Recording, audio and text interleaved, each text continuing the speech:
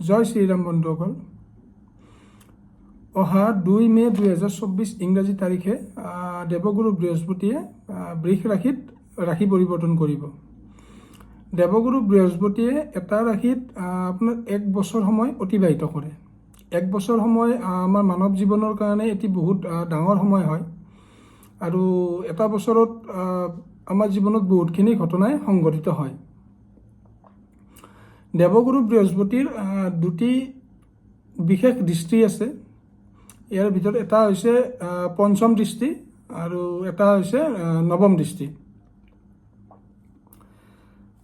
অৰ্থাৎ দেৱগুৰু বৃহস্পতিয়ে গোচৰৰ দ্বাৰা আপোনাৰ এটা সময়ত আপোনাৰ পত্ৰিকাৰ 4টা ভাৱ এক্টিভেট কৰি ৰাখিব পাৰে।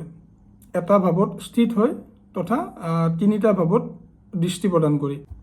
আজিৰ এই বৰ্ণনা হ'ব আপোনালোকৰ চন্দ্ৰ ৰাশিৰ আধাৰত, কাৰণ চন্দ্ৰ ৰাশিৰ আধাৰত মই ভিডিঅ'টি বনালে সকলোৱে বস্তুটো চাব পাৰিব তথা বুজিব পাৰিব। বৃহস্পতিৰ গোচৰে 12টা ৰাশিৰ ওপৰত কেনেকুৱা ধৰণৰ প্ৰভাৱ দিব পাৰে সেই বিষয়ে মই আজি আপোনালোকক জনাম।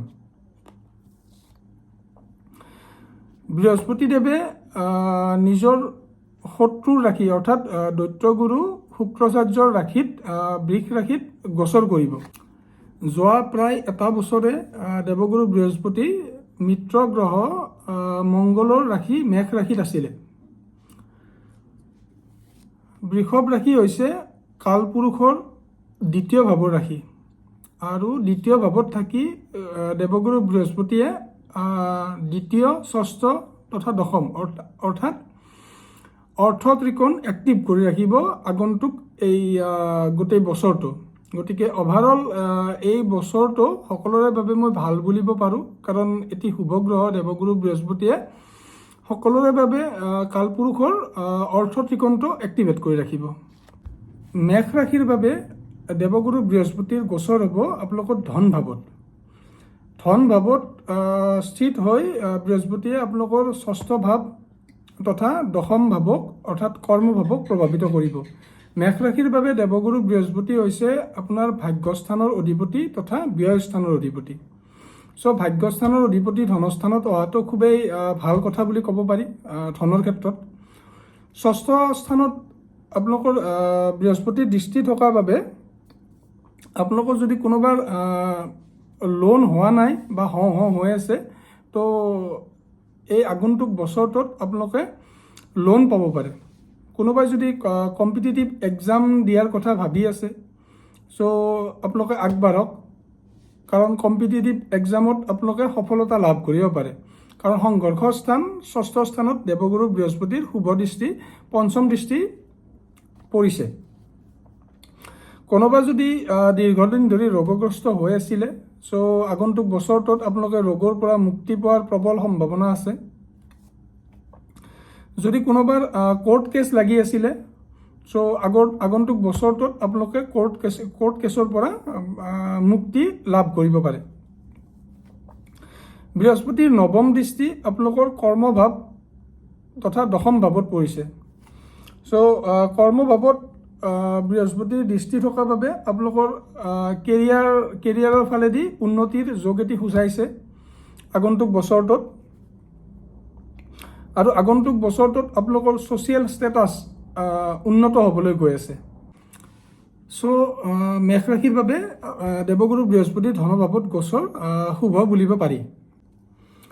এতিয়া কথা পাতিম আমি বৃষ ৰাশিৰ বিষয়ে।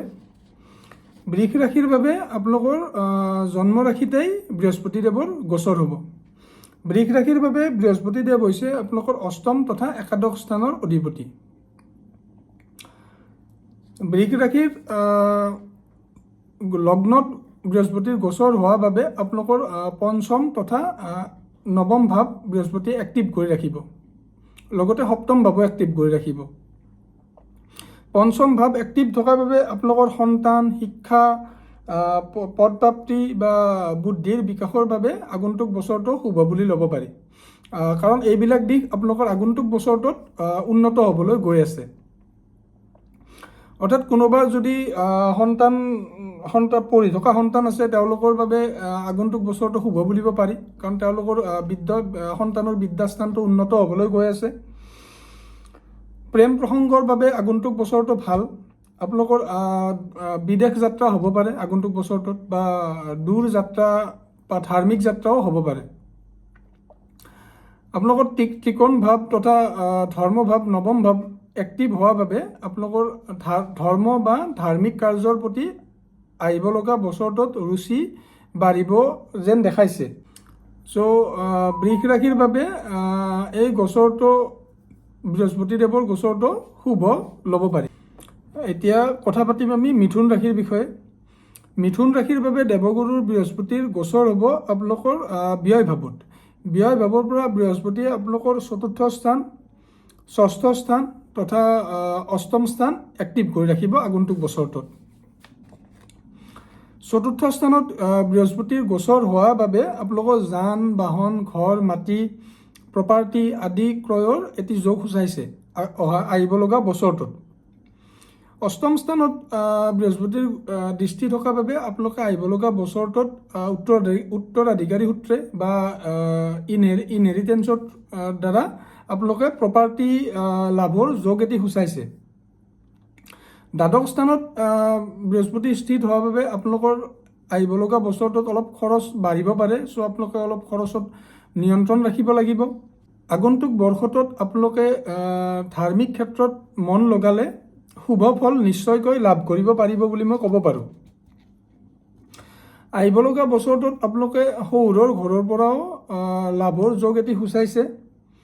কিন্তু ষষ্ঠ স্থানত দৃষ্টি থকাৰ বাবে আপোনালোকৰ নিজৰ ৰোগ হ'ব পাৰে, অৰ্থাৎ স্বাস্থ্যজনিত সমস্যা আগন্তুক বছৰটোত হ'ব পাৰে, আৰু সেই স্বাস্থ্যজনিত সমস্যাৰ কাৰণত আপোনালোকৰ খৰচ বৃদ্ধি হ'ব পাৰে। যিহেতু বৃহস্পতি আপোনালোকৰ সপ্তম তথা কৰ্মস্থানৰ অধিপতি হয় মিথুন লগ্নৰ বাবে, গতিকে আপোনালোকৰ লাইফ পাৰ্টনাৰৰ ক্ষেত্ৰতো অকণমান সমস্যাৰ সন্মুখীন আপোনালোকে হ'ব পাৰে। চ' মিথুন ৰাশিৰ বাবে দ্বাদশ স্থানত বৃহস্পতিৰ গোচৰ হোৱাৰ বাবে আগন্তুক বছৰটো বহুত ভাল বুলি নল'লেও এভাৰেজ বুলি মই ক'ব পাৰোঁ। এতিয়া আহিছোঁ কৰ্কট ৰাশিৰ বিষয়ে। কৰ্কট ৰাশিৰ কাৰণে দেৱগুৰু বৃহস্পতিৰ গোচৰ হৈছে আপোনালোকৰ একাদশ স্থানত। একাদশ স্থানত যিকোনো গ্ৰহৰ গোচৰ জ্যোতিষশাস্ত্ৰত খুব ভাল কনচিডাৰ কৰা হয়। কৰ্কট লগ্নৰ বাবে দেৱগুৰু বৃহস্পতি হৈছে ষষ্ঠ স্থান তথা আপোনালোকৰ ভাগ্য ভাৱৰ স্বামী। একাদশ স্থানৰ পৰা বৃহস্পতিয়ে আপোনালোকৰ পৰাক্ৰম ভাৱ তথা তৃতীয় ভাৱ আৰু আপোনালোকৰ সপ্তম ভাৱ তথা পঞ্চম ভাৱক এক্টিভ কৰি ৰাখিব এই গোটেই বছৰটোত। তৃতীয় স্থানত দৃষ্টি থকাৰ বাবে আপোনালোকৰ সৰু ভাই ভনীৰ বাবে এই আগন্তুক বছৰটো শুভ বুলি ল'ব পাৰি। আপোনালোকৰ সৰু দূৰত্বৰ যাত্ৰা হ'ব পাৰে আহিব লগা বছৰটোত। আপোনালোকৰ কমিউনিকেশ্যন স্কিল ভাল হ'ব। যিবিলাকে মিডিয়াৰ লগত জড়িত বা ট্ৰেন্সপৰ্টেশ্যনৰ লগত জড়িত তেওঁলোকৰ বাবে এই বছৰটো খুবেই ভাল। লাভৰ স্থিতি এই ৰাশিৰ বাবে খুব ভাল বুলিব পাৰি, কাৰণ একাদশ স্থানত আই স্থানত দেৱগুৰু বৃহস্পতিৰ গোচৰ হৈছে। পাৰ্টনাৰশ্বিপ ব্যৱসায়ত লাভ দেখাইছে আগন্তুক বছৰটোত। যিবিলাকৰ বিবাহৰ কথা চলি আছে তেওঁলোকৰ বাবে বিবাহজনিত ভাল খবৰ এটি লাভ কৰিব বুলি মই ক'ব পাৰোঁ আহিব লগা বছৰটোত। আগন্তুক বছৰটোত বৃহস্পতিয়ে আপোনালোকৰ কাম ত্ৰিকোণ অৰ্থাৎ ইষ্টাৰ ত্ৰিকোণ এক্টিভ কৰি ৰাখিব। অৰ্থাৎ আপোনালোকৰ আহিব লগা বছৰটোত ইচ্ছা বা ডিজায়াৰবিলাক বৃদ্ধি পাব, আৰু সেই ইচ্ছাবিলাক আপোনালোকৰ পূৰ্ণও হ'ব, কাৰণ ইচ্ছাপূৰ্তিৰ ভাৱত বৃহস্পতিৰ গোচৰ হ'বলৈ গৈ আছে। আৰু একাদশ স্থানত সকলো গ্ৰহৰ স্থিতিয়ে ভাল বুলি কোৱা আছে, গতিকে আপোনালোকৰ বাবে এই বৃহস্পতিৰ গোচৰ খুবেই ভাল বুলি মই ক'ব পাৰোঁ। এতিয়া আমি আগবাঢ়িছোঁ সিংহ ৰাশিলৈ। সিংহ ৰাশিৰ বাবে বৃহস্পতিৰ গোচৰ হ'বলৈ গৈ আছে আপোনালোকৰ কৰ্মভাৱ তথা দশম ভাৱত। দশম ভাৱক জ্যোতিষশাস্ত্ৰত সামাজিক প্ৰতিষ্ঠাৰ ভাৱ বুলিও কোৱা হৈছে। বৃহস্পতি আপোনালোকৰ দশম ভাৱৰ পৰা ধনভাৱ তথা ষষ্ঠ ভাৱ আৰু চতুৰ্থ ভাৱক গোটেই বছৰটোত এক্টিভ কৰি ৰাখিব। চ' আপোনালোকৰ ধনৰ স্থিতি আগন্তুক বছৰটোত ইম্প্ৰুভ হ'ব বুলি মই ক'ব পাৰোঁ। আত্মীয় কুটুম্বৰ লগত যদি কিবা আগতে ধৰক কিবা মনোমালিন্য ঘটিছিলে সেইবিলাক এৰি আপোনালোকে এটি সুসম্পৰ্ক গঢ়িব পাৰিব আহিব লগা বছৰটোত। আপোনালোকৰ কথা বতৰাত এটি মধুৰতা প্ৰকাশ পাব, অৰ্থাৎ আপোনালোকৰ বাণী মধুৰ হ'ব। আপোনালোকৰ বেংক বেলেঞ্চ বাঢ়িব। কম্পিটিটিভ এক্সামত ছাকচেছ পোৱাৰ সম্ভাৱনা আছে, কাৰণ ষষ্ঠ স্থানত বৃহস্পতিৰ শুভ দৃষ্টি, নৱম দৃষ্টি পৰিব। আপোনালোকৰ শত্ৰু পৰাস্ত হ'ব।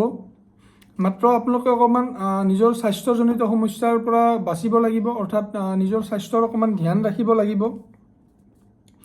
অভাৰঅল এই বছৰ আপোনালোকৰ বাবে অতি শুভ বুলি ক'ব পাৰি, কাৰণ আপোনালোকৰ পঞ্চম স্থানৰ স্বামী অৰ্থাৎ বুদ্ধি ভাৱৰ স্বামী আপোনালোকৰ দশম ভাৱত গোচৰ কৰিব, আৰু দশম ভাৱৰ পৰা ডাইৰেক্টলি আপোনালোকৰ চতুৰ্থ স্থান অৰ্থাৎ সুখস্থান, য'ৰ পৰা বাহন ক্ৰয় বা ঘৰ মাটি প্ৰপাৰ্টি আদি ক্ৰয় চোৱা হয়, এই গোটেই বছৰটোত আপোনালোকৰ চতুৰ্থ স্থানটো দেৱগুৰু বৃহস্পতি এক্টিভ কৰি ৰাখিব। গতিকে এটি ভাল যোগ সূচাইছে আপোনালোকৰ প্ৰপাৰ্টি বাহন আদি ক্ৰয়ৰ বাবে।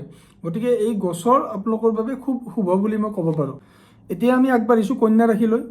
কন্যা ৰাশিৰ বাবে এই বৃহস্পতিৰ গোচৰ হ'বলৈ গৈ আছে আপোনালোকৰ ভাগ্যস্থানত।